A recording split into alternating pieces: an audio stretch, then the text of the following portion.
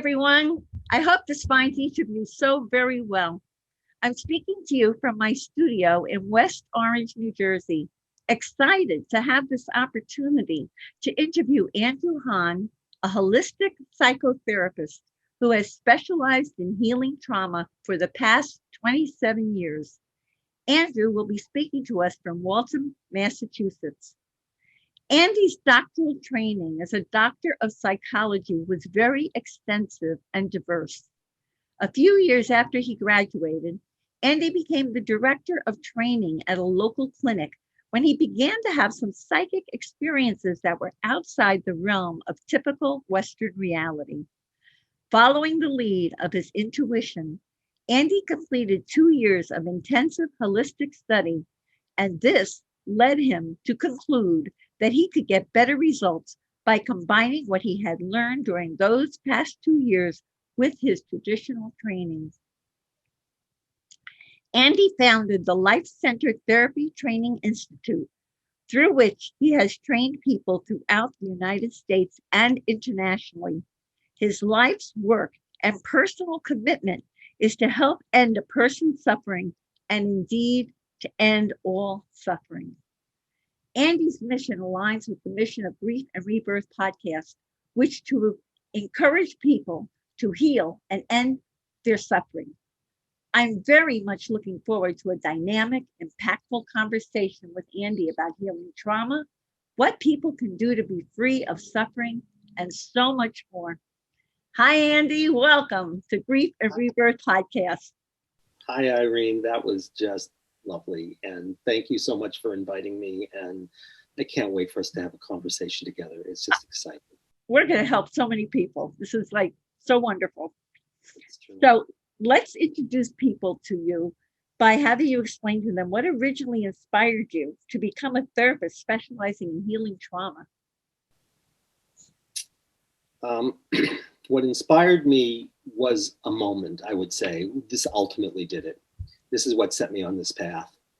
And it was a moment it was really one of the most pivotal moments in my life. And just simply, I had gone out to visit a friend who had become a devotee of Yogananda at the Self-Realization Fellowship. And she had left everything behind just to do this. She was actually the head of all NGOs at the UN and just left it. Would you just explain to everyone what's Yogananda for those who don't know? Yogananda is a guru. His name is Paramahansa Yogananda, and he came to the United States and started a group called the Self-Realization Fellowship. And the way most of us know about him is a book called The Autobiography of the Yogi, which many of us, it's one of the first books we read when we start entering these worlds. So, and I had already read it, but I didn't know it from the inside out. Okay. So that's who he is. And she went to become a devotee for a while, and then she went on with her life. But this is when she had gone out to do that. So, and I, for some reason, knew I had to see her. So she invited me to come out and stay with her for a week. And the day before I went out there, she fell down and fell badly. And she had done something awful to her ankle, because when I got there, she was in excruciating pain and her ankle had turned blue, and it was double the size of an ankle. But she hadn't gone to the doctor, and she wanted me to go with her to the fellowship. So she said, I want to take you there anyway. So the next day we go there, and she's like leaning against me. Go ahead. She's in terrible pain the whole time. The whole time. But I said, okay, I mean, Roshan knows how to take care of herself. And I said, she knows what she's doing. And I already knew she was an Indian mystic. I just didn't know what all that meant yet. I had an idea anyway. So we go to this heart chanting service for an hour, and all we're doing is the most beautiful chanting together. It was really enchanting.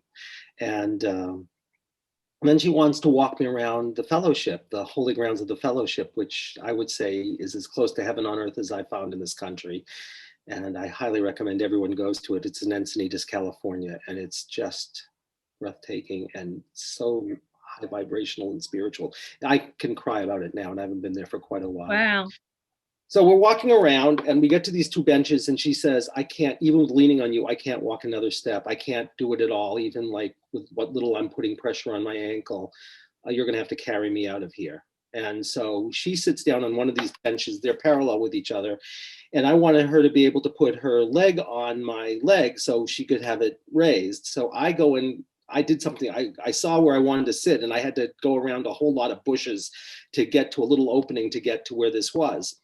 And the second I sit down in this seat, on this bench, I am flooded with, the best way I can describe it would be like if you were flooded with like 100 suns. And I knew it wasn't the sun because I knew where the sun was and I knew where this energy was in the universe and they weren't the same. So I knew it wasn't the sun. I knew it was strange. And I could feel it entering me and coming into the center of my chest and out my hands to her ankle, except it felt more like I was just immersed in it. So I told Roshan to give me her ankle and she had put it on my leg and I put my hands, I didn't touch her. I just experienced this energy flowing through my hands to her ankle. And I did that for about 5 seconds and I just had a sense we were done. And she In said, 5 seconds? It was about 5 or 10 seconds. Wow. And I just had a sense we were done. And then she says to me, you know, I can read auras, don't you? This is 1991 and you and I are both Jewish. I said, I'm a nice Jewish boy from Boston. What do I know from auras? Right.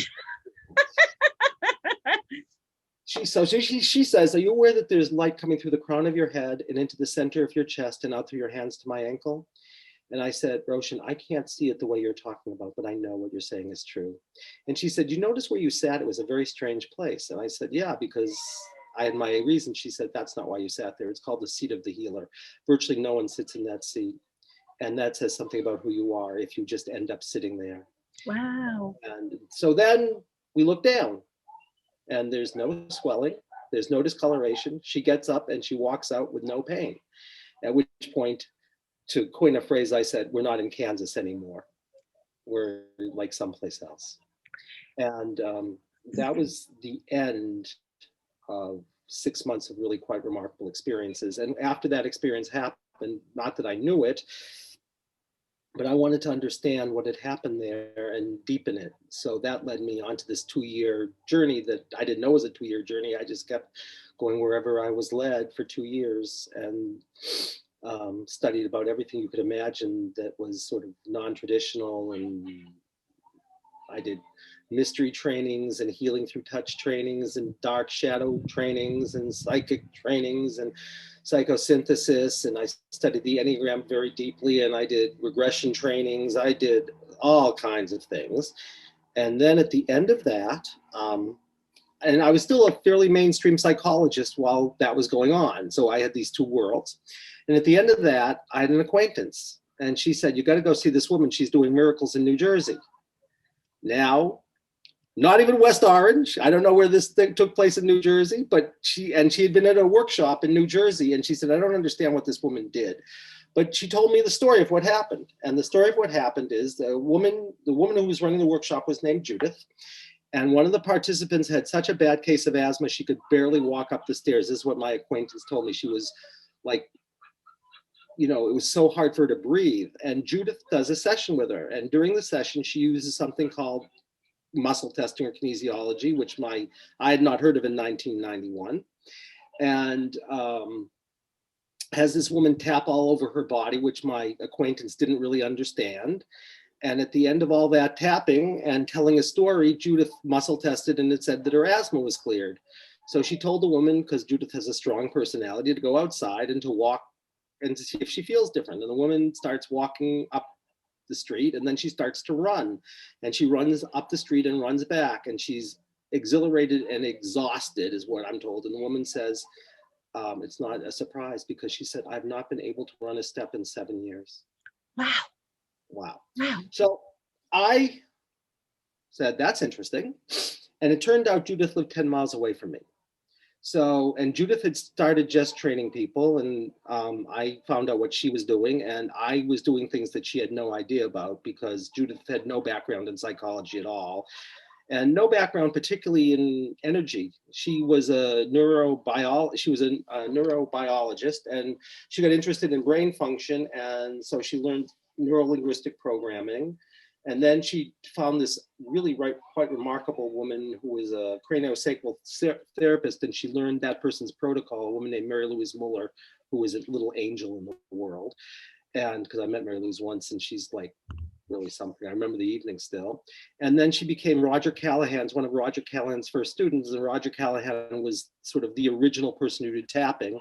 And then Judith did her own original research on loss and violence traumas. And she wrote this paper with no background in psychology whatsoever, saying that there is the same structure every time there's violence and every time there's loss, even though the surface is different, what goes on underneath is the same. It doesn't matter. And if you know all of what goes on, you can transform any loss or violence trauma.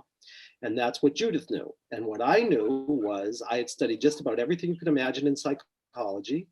And so I had studied traditional psychology and what's called post-narrative systems. And my training, because I got a PsyD, my training was unbelievably diverse when I was a psychologist. And then I'd gone off and I'd done all of these mystery trainings and healing through touch and depth psychology. I studied Jung deeply, and I studied the Enneagram, and I studied all of this stuff. And I was trained, and I was already a psychologist, and a professor. And so I was the first person who ever did her training who had a doctorate in clinical psych. And she and I became partners for a while and worked at White Heat. And we created. What does white heat mean? It means that within about a year and a half, we created a system that is the foundation for both of our work. And we discovered these universal patterns that when people know about them, they can make healing go dramatically faster. Wow. And I can tell you all about that, but we did that together.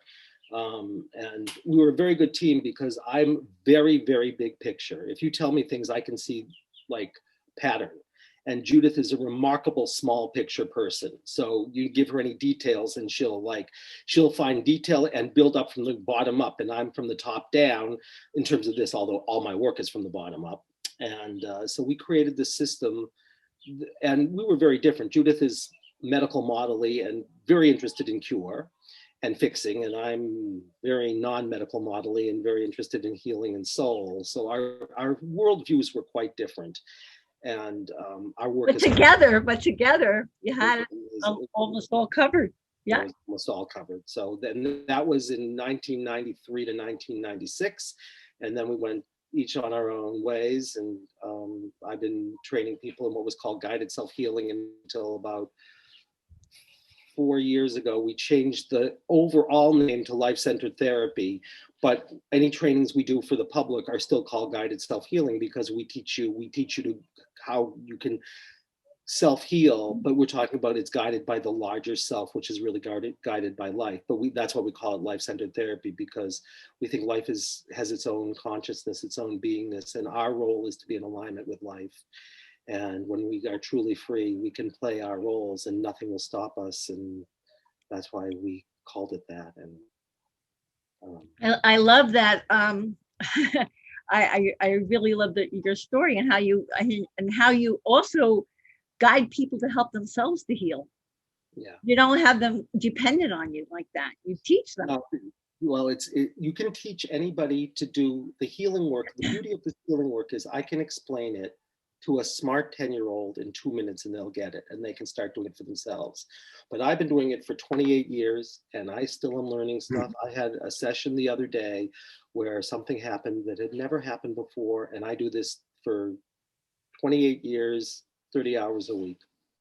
So I'm still learning. You're still learning. You're still having new things come to you. You have an amazing story about a special past life story you discovered in Machu Picchu. Can you share that with us? Sure. I was with Roshan again. And Roshan, I asked Roshan and the person I work, I'm with, we had asked Roshan to lead a trip for us. And Roshan knew Machu Picchu like no one in the world, actually, because Roshan, the first time she went to Machu Picchu, she told us this, and Roshan just is not hyperbolous. She found all of the senior guides and started telling them what happened there and things they never knew. So she led us there, and we started, when this experience started, we were in Machu Picchu, and Machu Picchu has a cave in it that looks like a heart, and it literally is the heart of an animal. And we're in there, and she found this, she knows all of the shamans and guides around there, and she had this very, very special shaman who was doing this ritual. And he had us close our eyes, and the second I close my eyes, I feel a hand on my shoulder. And I thought, I know the person who was next to me who I love, but was sort of a prankster. And I thought, really? And I looked over, but he was clearly not prankstering. And I suddenly realized there was a hand on my shoulder, but it wasn't anyone in material form. And I closed my eyes and I saw who this person was. And the best way to describe her would be like if you put together a priestess and a goddess. I mean, I could tell what she was and I could see her very vividly. And then what happened is I started to, I could show you the motion, but it was like I was riding. This is just audio, right? I won't, this is, yes. No, this is, you're going to be on YouTube also. I'm on YouTube also. Well, for those of you who can see, I started like going like this, like I'm riding very fast on a horse, which if you knew me was a kind of funny idea. And like, but I know, and then I realize, then I see some things. I mean, the thing that I realize is that I'm in front of a whole phalanx of hundreds and hundreds and hundreds of people. And all spirit. No, this was like, Physical? it was physical in my mind's eye. I'm riding this horse and then I realized like I'm reliving it. There are all these people around me, but I'm leading all of them. Oh, wow. Okay. Sure. And we get to a place and I can tell what we're doing is we're barricading like a installation. We've surrounded it. And you know, we're gonna let nothing in and let nothing out, and and then I realize, and I'm thinking, what am I doing on a horse? Because like this is Machu Picchu, I shouldn't be having a horse. And then the word came to me Spanish, and I realized that we had taken some of the horses from the Spanish, and that's how I had a horse, because I didn't think they had horses. So you know, but anyway, we're at this place, and then I get this vision in my head of all these men coming up. I have to just do this because no, go for it. Do whichever you need to do. I want to make it so that you don't hear background noise. I see all these men coming up Machu Picchu in Kachina outfits, meeting me up there, like scores and scores of men. And then we go down and then we start doing this. And I realize, like I said, we're barricading this installation. And then they start telling me they have to go home, because you know they can't just stay there. They have to go and feed their wives and children, and they can't just stay there forever. So it starts thinning, and then I know what happens is there's Spanish, and they come out and they capture me and they bring me in to where they are, and they torture me and they murder me in a very awful way. That's what I knew at the time. That's what came to me while I was riding that horse in that vision. So since you want to hear, the next day, Roshan and I were going into Machu Picchu together, because she said, we really should do this. And she said, you'll lead the way. So we walk into Machu Picchu, and if you've been there, you know that there's a crossroads where you can go down into where people lived. And I thought we were going to go there because I thought by that time something was beginning to torque, and they were doing what I understood to be virgin sacrifices. And I thought a lot of people had died there, but not in ways that were in alignment, which there was a time that was done because of a ritual and an initiation to be able to stay alive while you were dead and come back immediately. And it was done in a very, very, very spiritual way, but that had started to change. So I thought we were going to be doing trauma work down there. But we get to this crossroads and I can't go to the right. And she said, we have to go up to the left, right? And I said, and I didn't want to make Roshan do that because Roshan is not very well, but she walks in front of me and we go up to where there are 3 altars. And she's in front of me and she turns around and I start to see her shape shift into the goddess priestess I'd seen the day before. And she said, you know about our past life here? She said, I've never talked to you about our past lives. Do you know about our past life here? And I said, well, I have some idea of it, but I don't know all of it. But I'm beginning to get a better sense even now. But I know what I know, but I don't know all of it. And she said, well, I'm going to tell you our story, which makes a lot of sense in my life. And it was very healing. She said, there were 3 groups here. There were a group of women who were all from another dimension, who came down to this dimension for healing and for really healing a whole culture and being able to be with them when they were going to go through something horrific. And then there were the leaders, the men who were warriors, leaders. And then there were the people who were there who were like in service. And there were three groups. And her whole group of women had taken a vow of celibacy. If this story is too long, it's a fascinating story. And so we were not supposed to have sex because for a whole variety, which she told me. But she fell in love because she was human for the like not very long and she didn't know what it was like being human. So she and the head of the men fell in love and of course consummated their love. And she not only had sex, she got pregnant, which of course was going to be a nightmare because her whole agreement was that she would remain celibate so that she would remain pure and non-attached. And then she had to say, well, what am I going to do now? And she had the power to mask her pregnancy, but she couldn't end her pregnancy. So a child was born and she said, you were that child and I was your mother. Wow. Yeah, that was a wow. And she said, I couldn't own my maternity, so I had to watch you. Now, I then started to tell her, I know what the story is. I was told stories about my mother not being there, like going off someplace and leaving me. And no one would ever tell me the real story of it. And my father raised me and I got to be a young man and it was time to have a change of power. And I was livid about the fact that I had been abandoned and no one was going to tell me and I didn't know my story.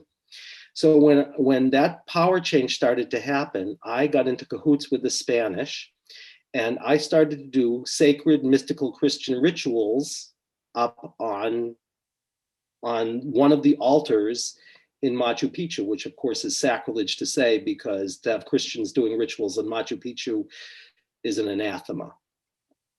But I said I was starting to do that because I had come into agreement with the Spanish and I became Christian and I tried to convert people. And she watched me going down this path and said she couldn't do anything about it because she couldn't own her maternity, but she watched me going off the path and going down this other path, not because it was true for me, but because I was grudged. And it's not that there weren't wonderful things that could happen with those rituals, but they weren't done from a pure place. Well, eventually what happened was I came to realize that the Spanish were using me, at which point I went back to the other path and said, we have to protect ourselves from the Spanish. And the only way we can do that is to make sure that they can't get here by blockading them.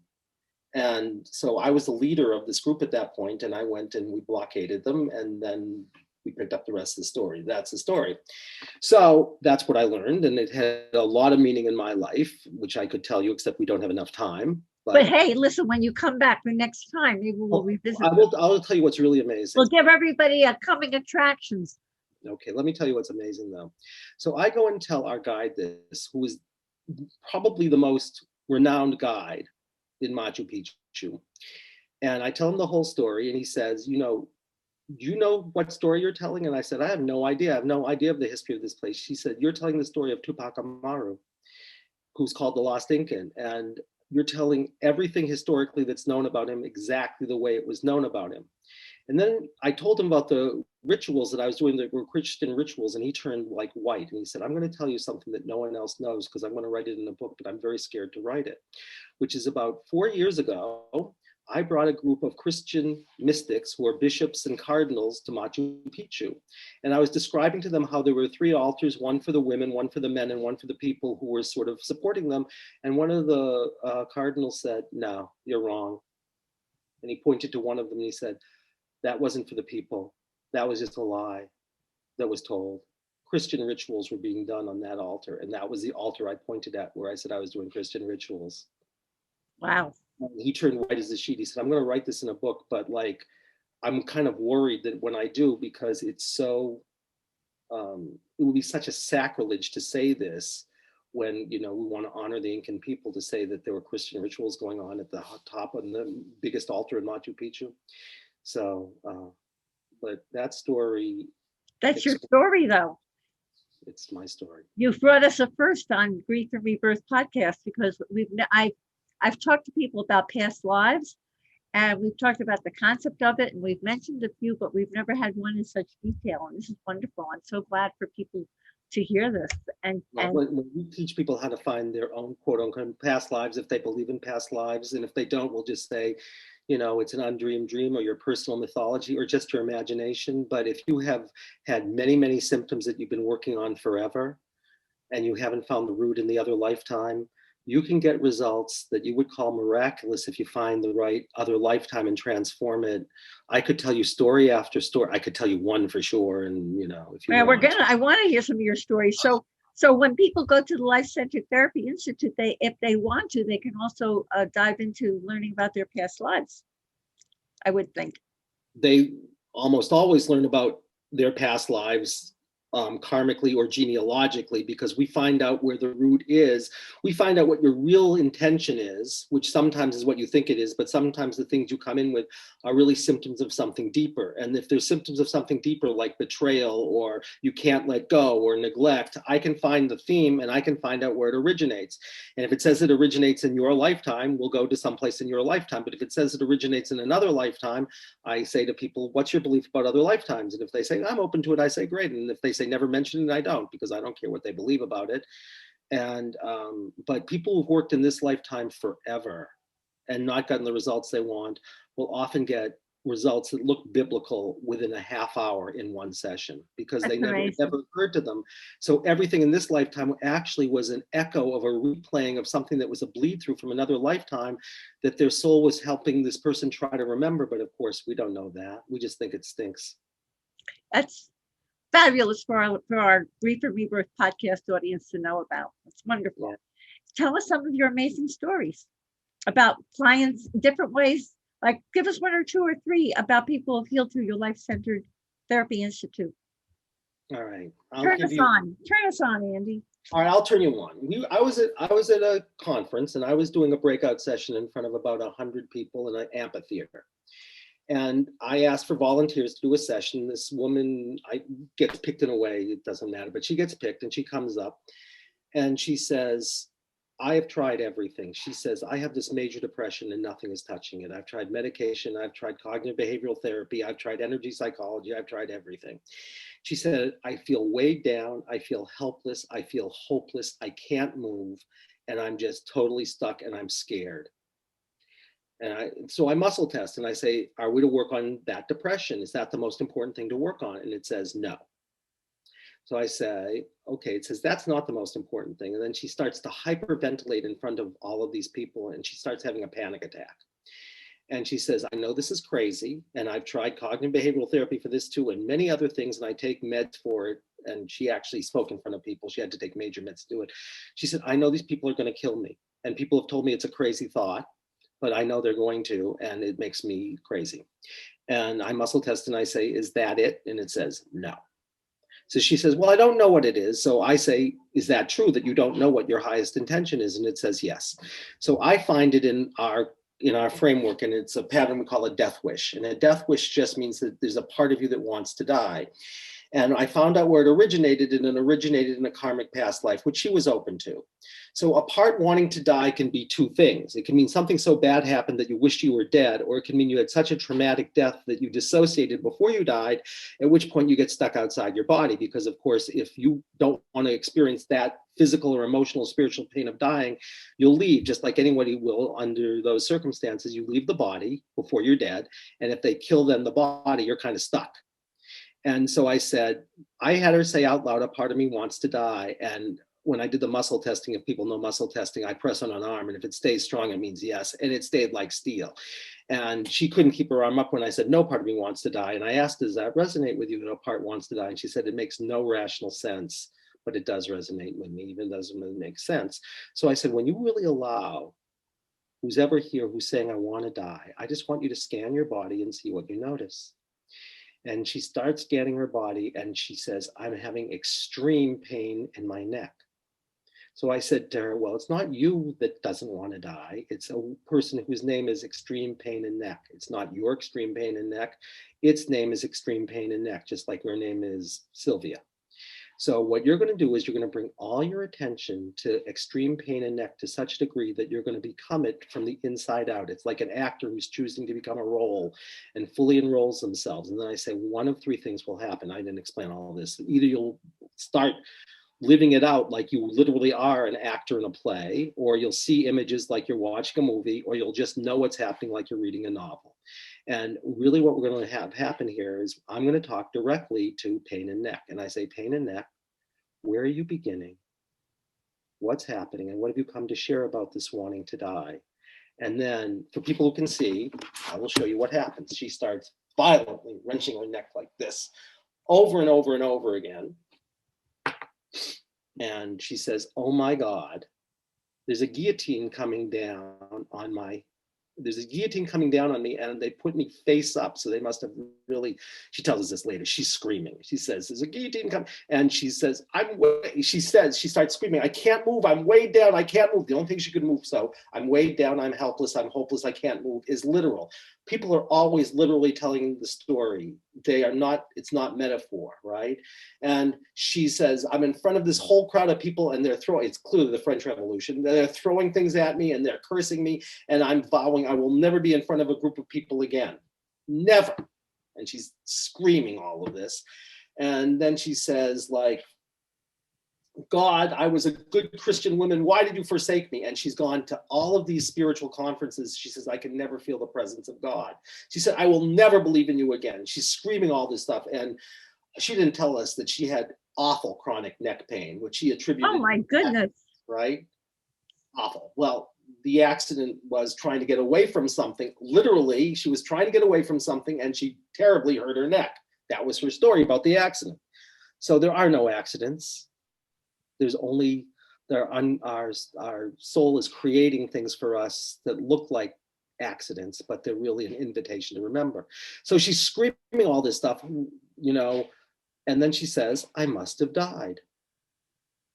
So I said, well, now we know what your problem is. You didn't know you had died. And there's only one reason that could be, which is part of you left. And the part that left said, I must have died, because you would have known you would die, but you never would have experienced dying because you weren't in the body.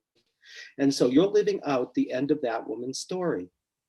And all we're going to do is we're going to take care of her. And the way we're going to do that is, now that we know what happened and she knows what's happened, we're just going to invite her to come back into the body fully, right before she dies. And then you're going to fully die, this time with awareness. And then when you're dying, you're going to go out the crown of your head, but this time by choice, not by fear. And then she says something funny. You know what she says? What was that? The one that's rolling down the hill, or the energetic one that's still on the top of my head. She actually said that. And she said, I know which one. It's the one on the top of my head. So she goes out of the crown of her head and she looks up. She says, I see this light. And she said, I'm going to the light. She did this on her own. And she says, like, I'm being like taken into the light. And then she has this beatific smile on her face and she says, I'm done. That took about 30 minutes. Okay, now I'm going to tell you what happened. So she's in front of this whole crowd of people in an amphitheater, and they start asking her questions, and she starts turning her neck from side to side like this. And then she says, this is impossible, because I can't turn my neck like that. And if I did, I would be screaming in pain, but I don't have any pain. And then she says, like a little bit later, she says, I should be thinking you guys are going to kill me and that you hate me, but I don't believe it anymore. I'm having the best time with you, and I have no medication, I have no nothing, and I'm having the best time with you. And then she says, I don't feel weighed down and helpless and hopeless and like scared. I feel a sense of lightness, and I can even feel divine presence. Wow. That was a wow. And she came what back. A fabulous story. Well, I'll tell you what's even more fabulous about it. I saw her at the same conference next year, and she searched me out, and she said, almost all of it held. It didn't all hold. And I said to her, probably because there are other layers, because there are other things that can go into your depression or your fear of crowds or whatever, because it's like an archaeological dig. But she said, basically, it's all held. And that was 30 minutes. And that's one story. I have a lot of stories like that. I have stories that are even more wild than that. If you well, you know what? Chronicle them, because the next time you come back, we'll have you tell a few more. That's amazing. Andy, what is the difference between healing and cure? Healing is about freedom. Cure is about symptoms not being there anymore. And sometimes when you do healing, you get cure, but it's not the point. The point is to be free. Because, like, let's look at it this way. Let's say you're dying, right? But you have no anxiety anymore. anymore. And you're not saying, why hast thou forsaken me? But you can give yourself over with courage and grace, right? And you're not judgmental, and you're not comparative. Why is this happening to me and nobody else? But you just say, no, I'm dying. I mean, I'm sad about it, but I'm dying. Then you don't have a problem even if you die. So what I'd say is, what we're looking for is freedom. And freedom just says that you can take whatever comes and say yes to it. And that you know that on some level, whatever's happening, if you can be non-reactive and just say, I can be with whatever's here, you're free. And then if life wants you to quote unquote be cured, you'll be cured. And if it's not in life's interest for you to be cured, you may not be cured, but you won't care, because you'll know you're in alignment and you're doing your part of life, and you'll be able to have a much grander perspective, because it's like who we are as cells, and where it's a mystical concept. We're like cells in the body of life. And so each of us has our own role to play, like you say, I have my mission, but each of us knows everything. Just like cells, you can take one cell and it has the whole template of everything that has ever happened, is happening, and potentially can happen. That's how we can clone Dolly, the sheep, right? One cell, all the information. And when you touch into the template, you don't worry about anything anymore. There's no anxiety, because you touch into a bigger picture. And if you can do that all the time, they call you Christ or Buddha or Kuan Yin. And then you can touch the template and there's no more anything. And so that's healing. Cure is symptoms go away. But okay. So let me ask you a question. When you talk about healing, so are you talking about mostly healing about being acceptance and letting go? Yes, that's entirely it. And even though you can know how to do it, which is that whenever there's something that can't be handled, what is acceptance and letting go? People, their problem is, because they can't handle something, they identify with the one who is traumatized. Like if you have a panic attack when a car backfires, and like 10 years ago, you're in Afghanistan, right? And a bomb goes off, right? And you can't handle it. So you're no longer the one who's having an experience, you are identified with the experience, right? But if I can say to you, when the motorcycle backfires and you're, having a panic attack and jumping on my floor, what are you feeling in the body? And you say, oh, my heart's pounding. Then I'd say, well, it's not you. Nothing's happening to you right now, but something's happening to heart pounding. And we can find out where that began. And if you choose to become heart pounding, then you have accepted, you've been able to face and master what you couldn't face and master before. And then you're free, because then you've chosen to be it, while you identify with the one who's doing the choosing, and identifying with the witness who's holding and hosting the person who's there having bombs go off. You're no longer identified with it. And the next time that a motorcycle backfires, you'll say, oh, this reminds me of a terrible thing, but it's not who I am. It's just an experience I had. You're neutralizing the triggers. You're neutralizing the triggers. I'm neutralizing the triggers by having the person re-experience it, but by choice. There's no regression, so there can be no re-traumatization. Right. I can bring people into the worst, horrendous trauma in the first minute of therapy, because we're not regressing them to age 2 where there's ritual abuse. We're saying that 2-year-old is here right now because she couldn't handle the fact that she was watching murders and being forced to do things. She's here. All you have to do is find her. And the way you'll find her is a sensation, because when she was doing that stuff that she couldn't handle, in that moment, a sensation was born. And that sensation is just like you. Just like Irene was born in a moment, it was born in a moment. It has its own life. And all we have to do is say, I'm going to choose to become you, as opposed to identify with you. And it's that simple. And if all you did was that, every time you had a discomfort, before you did anything else, you said, like, what have you come to share with me, headache? And every time there's something that you have any reaction to, before you do anything else, you find the sensation in the body and you find it and say, what have you come to share about whatever it is you're anxious about? Where is it beginning? What's happening? Watch what happens. You'll have better therapy than you will with virtually any therapist, because therapists will have you talk about it, which is called trickle-down economics. Why not just start with the person who really has the problem, whose name is sick to stomach or headache or whatever its name is. So that's why you believe that true healing requires a holistic approach, a mind, body, spirit approach, as opposed to the traditional healing. It's all mind, body, and spirit are all one. It's just much more powerful to do it through the body, because the body holds everything. The body has a record of everything. And you get visual, auditory, and kinesthetic when you become the sensation, because you become the other being. So whichever way is right you might see it, you might relive it. Some people say, I want pictures. I say, I want pictures too, but I'm visual third. I mean, I just know what happens because I'm sort of auditory and kinesthetic. So I know what happens and I live it, but I don't see pictures. When I see pictures, I say, oh my gosh, but yeah, it's all holistic. And it's like saying, and really what it is holistically is to say, it's not even about me. It's about life revealing itself to me, through me, but it's really about something much bigger than just me. Because why are we doing it? It's to be free to be who we are.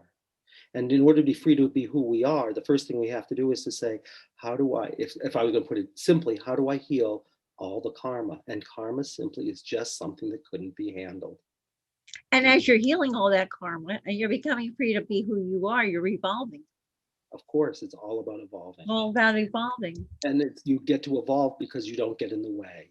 You can say yes to whatever is there, including the changes that will naturally happen if you don't try to force anything to happen. They will just happen. All you have to do is pay attention. Your work is to pay attention, not to do anything else. That's called free will. Do you pay attention or don't you? That's it. Yes. You say that struggles come in many flavors and some are harder to overcome. So tell us a little bit about that. And how do you help a person, you call it mapping out the cause of his or her trauma? Yeah, well, I'll tell you what's harder and what's easier, okay? What's easier is things like what I just described to you. If people have symptoms like chronic pain that no one can touch, that's going to be about life experience almost invariably. And all you have to do is find the thing that they were remembering and have them remember it. And then the sensation isn't there anymore. Wait a minute. If somebody is walking around saying, I've got spinal stenosis, are you saying that that's from an experience, not an actual physical, or it's a symptom? How would you explain that? How I would explain it is I think everything is energetic and everything is narrative. And energy then plays out in DNA, which then plays out in what we call genetic problems or whatever else it is. Do I think all of them ultimately are narrative? I do. I think everything that is in the body is a reflection of an energy field that's been through things and has its own dense energy that plays out in a way that will be the most useful way for you to remember what it is you're trying to remember in order to heal and evolve. But you have to realize what that means. I don't know if you can then heal it because some energy is very, very, very in the material world. And to change it, you might need someone like a Christ around who can say, I can open to such a vibration that I can bring the densest energy to that vibration. And then, of course, people who are dead come alive again, literally and figuratively, right? Which is, I guess, harder to do than spinal stenosis. But if you're saying, can I cure spinal stenosis? Absolutely not. I make nobody guarantees. Even if theoretically we could, all I say is I guarantee you one of two things. If you stick around long enough, either the symptom will go away, whatever it is, or your relationship to it will change to such a degree that you will have no reactivity anymore, at which point all you have is pain, but you don't have pain about the pain, and then you'll just live your life. That's interesting. So how do you help a person map out the cause of his or her trauma? Well, I use muscle testing, and we like, you'll come in with something, right? Like that woman did. But let's suppose you come in with something else, like I'm a nobody and I've always felt like I was a nobody. I would say that a different possibility about that is that it's not a trauma that's in life, it's a trauma that's in soul, by which I mean, as soon as we become separate, right? In the beginning, you could say who we are is everything, right? That's who we are. And we're boundless, dimensionless, infinitely expanding everything. We're all powerful, right? And we're all knowing, but we can't exactly be all loving in the same way that if you are you and you haven't had children, right? You can know love, but you can't know what it's like to love a child because you've never had the experience because you haven't had the relationship. Right. So if you want to have a relationship, you have to create something and then have them forget what they are. That's basically what I think our story is in a nutshell. We're made in God's image, you could say, but God creates us, sustains us, destroys us, but also mystifies us. And the mystery is we forget who we truly are. So from our point of view, if who we truly are is souls. No, who we truly are is everything. Soul is an aspect of the everything. Soul is like a raindrop in an ocean. As soon as the raindrop knows it's the ocean, then... So you're talking about universal consciousness. Yes. And what I'd say is, from the point of view of us as limited beings, universal consciousness means we will cease to exist. And we call that, it's a trauma. It's called the existential anxiety of non-existence. And then we spend an awful lot of time trying not to be who we are, which is life, because we're afraid that we will cease to exist, right?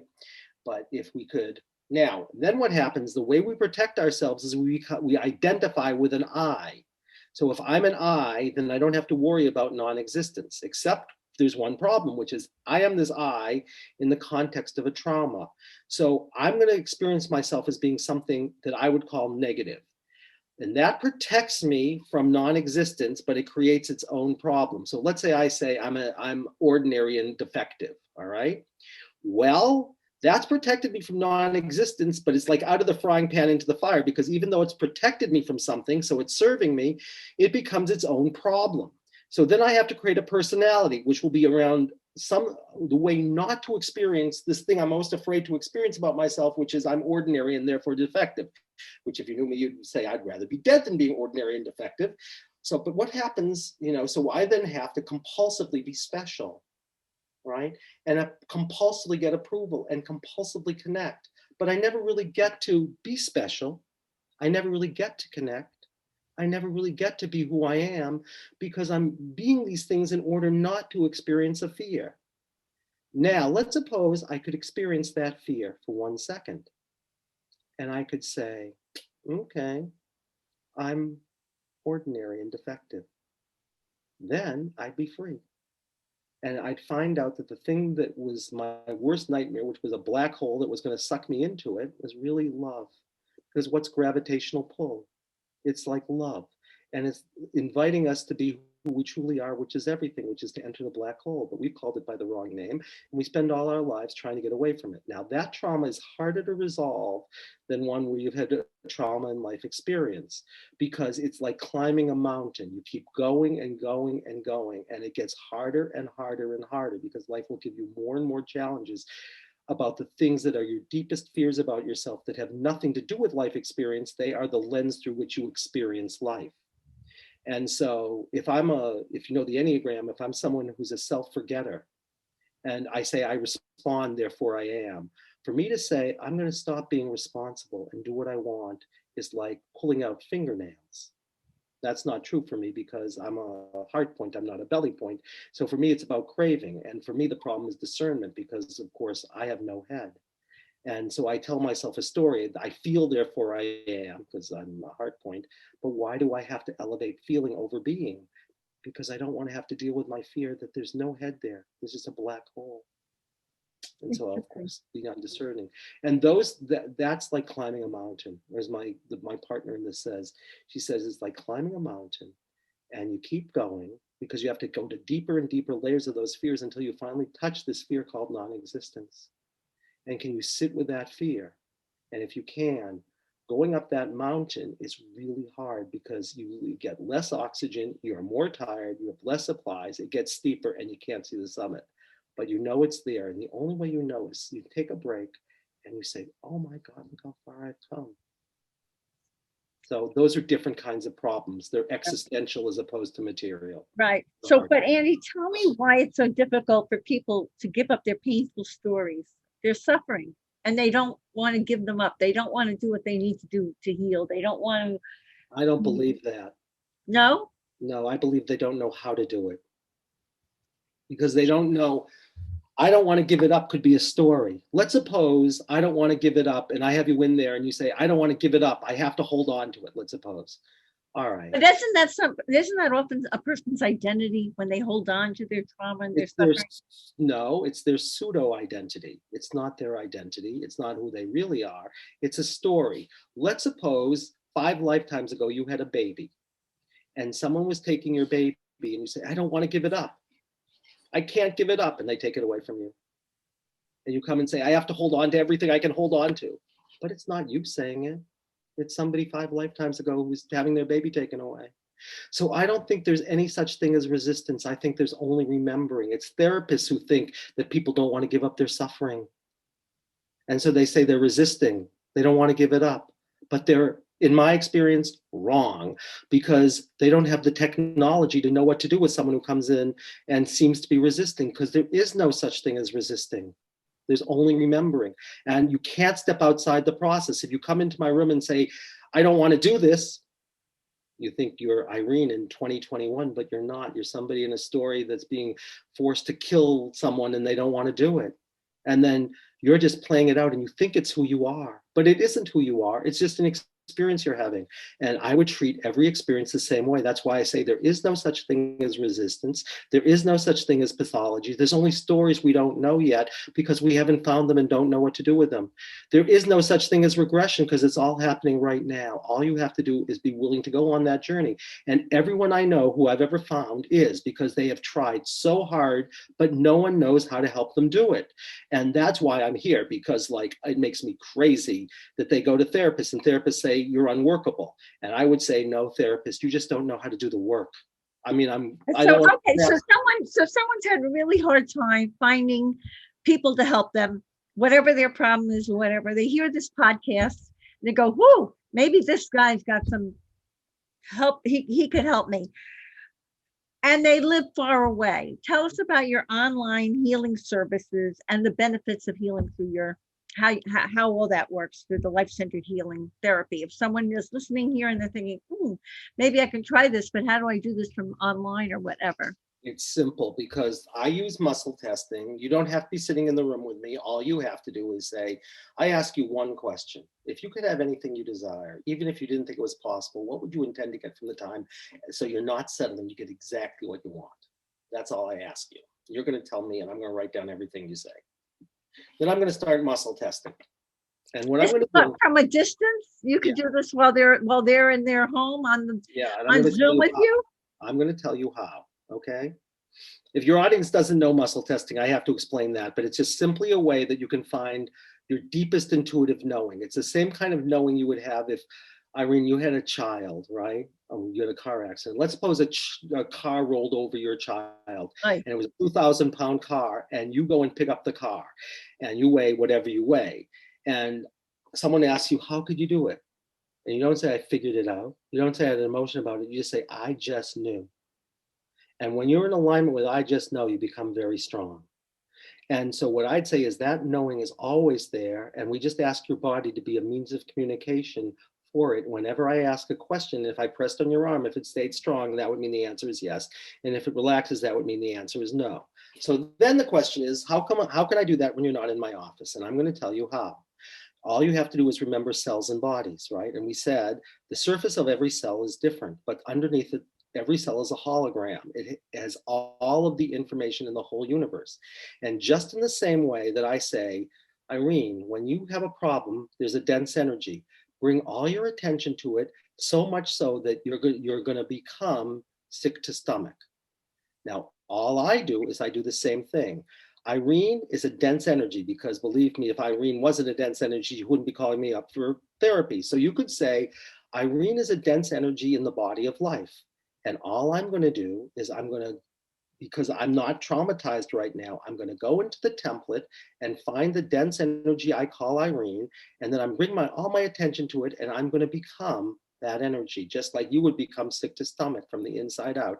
I'm going to become Irene from the inside out. And then if I muscle test it, if you see it, and I said, my name is Andy, it would say no. If I said, my name is Irene, it will say yes. It's because I am now so focused on you, and we have the same life force. It just happens to be different on the surface. So of course I could then muscle test you, and it's all simultaneous, right? It's not that the information travels, so you could be 100 million light years away, and if we could communicate with each other, which would be a different subject, but I could muscle test you and we get the information simultaneously, because it's all happening at the same time. The information doesn't have to travel. It's all non-local because there is no locality. Wow. So that's how I train people to muscle test, and then they can stand in for anybody because they are everybody. I am is everybody, and everybody's who I am. Then I just focus. So now you're helping people individually online through Zoom doing this. What do you do with couples? How do you help couples? First, the quick question is, there's a lot to say about that, but I'll tell you a few things. The worst thing for couples is mutual grudges. Mutual grudges destroys couples, and a mutual grudge is when they feel like they keep score. they keep score. And they think that the reason they're keeping score is their partner, but it has nothing to do with their partner. So let's suppose, so one way I do it is I work on each of their grudges and how they interlock, and then I have them heal each other. And I'll tell you what I mean in a Oh, second. that's so cool. It is unbelievably cool. I really think that's cool. It's not only is it cool, it's unbelievably effective.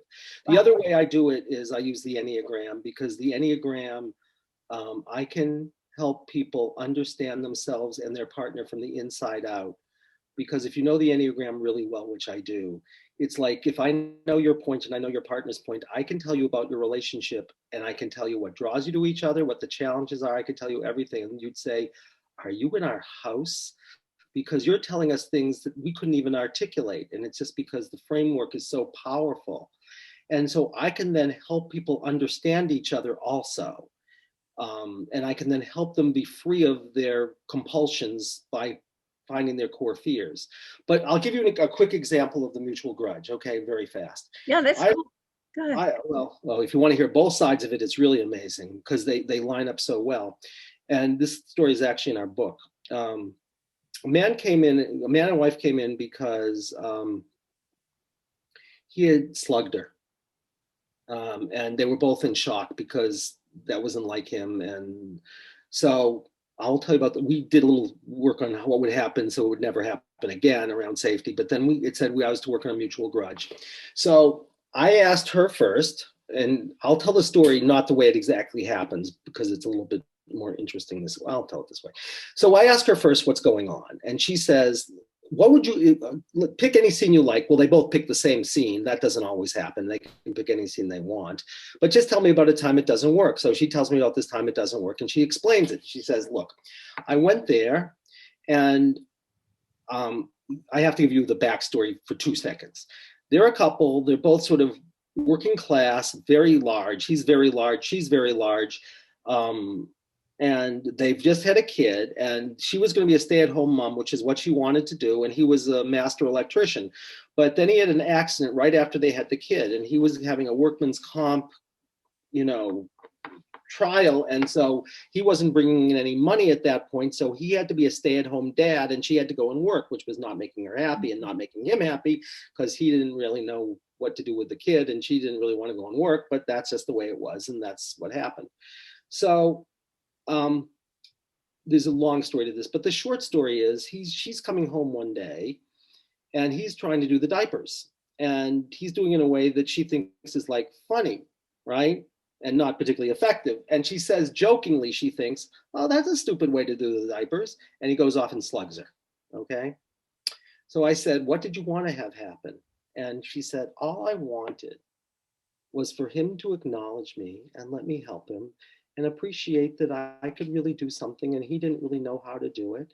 And like, just let me help him instead of like going after me like that. And I said, could you do that? I said to him, can you do that? You never have to do it again. And he says, of course. And he plays it out to a 10, like exactly the way she wants. Then I said, feel that in the body, that there is nothing, that all you want to do is help. And he doesn't accept your help. And it makes you crazy because you know how to do it better. And I said, and it's really a charge for you, that theme. And she goes into her body. I don't remember the sensation she found because this is like 25 years ago. But whatever sensation she found a sensation. And then I said, all right, now be the sensation. And she says, oh my God, I know what's happening. I'm this 7-year-old girl and I'm there with my mother. And she's trying to do the drapes and she's not doing a very good job with it. And I see a better way to do it. And I say, Mommy, let me help you. I see a better way to do it. And Mommy then says, go out and play with your friends. She was dismissed. What? She was dismissed. And she runs up. She says, I didn't want to go play with my silly friend. She's like crying at this point. And she runs up to her bedroom and no one comes to look for her. And she's crying and crying and crying, saying, I just wanted to help my mommy. I knew how to do it. And she wouldn't let me do it. And all right.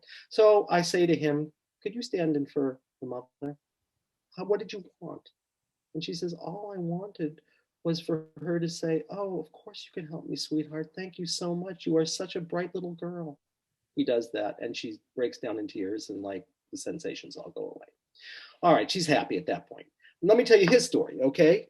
His story is she walks in and under her breath says, that's a stupid way to do this. And he And goes he off. heard stupid. And he heard stupid. And he heard stupid, right. All right, so this is not going to be complicated, as you can imagine. So he goes off and slugs her. And she says, I say, well, what did you want? And he said, all I wanted was some acknowledgement. It was clear I didn't know how to do this very well. And, I would have been happy to have her help, but like, at least like acknowledge that I'm doing my best and I'm trying. And she says, I, of course, can do that. And she does that. And he's really appreciative.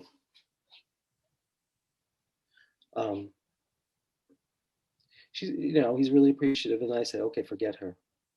Feel that sensation of someone calling you stupid in your body. He does. And he starts to cry. He says, I know exactly what's going on. I'm about 9 years old and my father's a workman. And I have this big shovel and I'm trying to shovel some gravel for him. And I look over hoping he's going to be proud of me. And I overhear him say to a friend, whisper, look at my stupid kid. He doesn't even know how to shovel. I remember him saying that. I'm getting goosebumps now. And all I wanted was that. And then he breaks down crying. And his wife looks at me, because she tells me later they've been married for 15 years. They got married very young. They just had this kid. I think it was 15 years, maybe not. Maybe it must not have been 15 years, because I can see them and they were, well, maybe they got married at 18 and this was like in their early 30s. Anyway, so I say, she says later, he starts bawling and bawling. She says later, I've never seen this man cry. And I go and I say, can you stand in for the father? And she says, of course. And I ask what he wants. And he says, all I wanted was my father to say, I can see you're having trouble, but you're trying so hard. And, I so appreciate you and I'm happy to show you how to do this. And she says, of course I can do that. And she does it. And then he really breaks down crying and they're hugging each other. And she's looking at me like, you're a miracle worker. Well, that's how you heal mutual grudges. And if you know how to heal mutual grudges and you know how to help people understand each other from the inside out, you can go a long way in couples therapy. And that is a beautiful story, Andy. I just absolutely love that. Thank you. Thank you. Tell us about your healing circles and your destination healing retreats and the best ways for people to connect with you and the Life-Centered Therapy Institute. Healing circles. I run healing circles, and then we do the work in a group, which is really lovely. And all I do is I have everybody check in like they're all part of a body, but there's cells in a body, and everybody checks in. And then various things can happen. I start muscle testing the circle, right? Because the circle is a living being, and I'll find out, do they just all have to drop into something? Do we have to find a common theme? Do we have to find a common pattern? Does one person work and then somebody knows what they need and then that person works and then some, and so there's all kinds of different ways it can go, and we all work together, and it's like all of us going on a journey together of healing and supporting each other. Now, do you schedule these healing circles? I mean, can people go online and decide to join your healing circle? Is that how it works? Yeah. Okay, and then your destination healing retreats, are you starting those, restarting them after COVID? We probably will. We haven't set a date yet, but we would go away every year on a retreat, and we would just do 2 healing circles every day, which gets really lovely and intense, and it just builds and builds and builds, and we do them either for 4 days or we do them for a week. And so it's either 7 sessions or 11 sessions, and we all live together and eat together. I'm sure people become fast friends from these experiences. Become very fast friends, and it becomes very deep and intimate, and that's that. And if they want to get in touch with us, all they have to do is go to LifeCenteredTherapy.com. If they want to reach me, it's very simple. They just do A as in Andy Hahn, A Hahn at LifeCenteredTherapy.com. Hahn, everyone. Hahn. And if they want to learn about our trainings, because we do online trainings, it's this is longer, go.readyforamiracle.net/free training. Say it again so people are writing it down. Go.readyforamiracle.net/free-training. And then they can find out about our trainings, but they can see that on our website. But we train people online now, and it's really joyful because it must be wonderful. You're helping so many people. It's just wonderful. Andy, why should people want to heal in this lifetime while they're here? What would you like to tell them about that? Why is it important?